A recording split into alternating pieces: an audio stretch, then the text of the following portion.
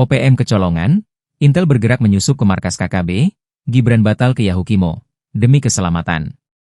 Gerak kelompok kriminal bersenjata, KKB, Organisasi Papua Merdeka, OPM, terbaca oleh Intel Militer. Pasalnya, OPM disinyalir kuat akan melakukan gerakan berbahaya saat Wakil Presiden RI, Gibran Rakabuming Raka akan berkunjung ke Yahukimo.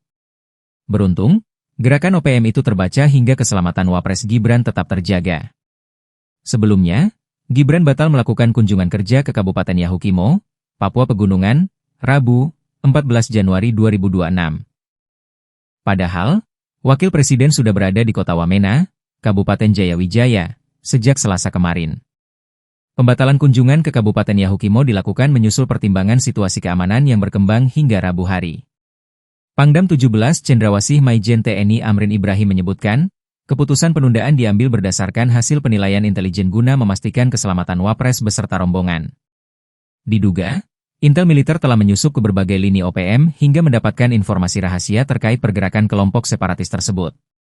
Ia menjelaskan, berdasarkan informasi intelijen, terdeteksi adanya aktivitas kelompok-kelompok yang berpotensi mengganggu stabilitas keamanan di wilayah tersebut. Pangdam menegaskan, rekomendasi penundaan kunjungan tersebut semata-mata didasarkan pada pertimbangan keamanan.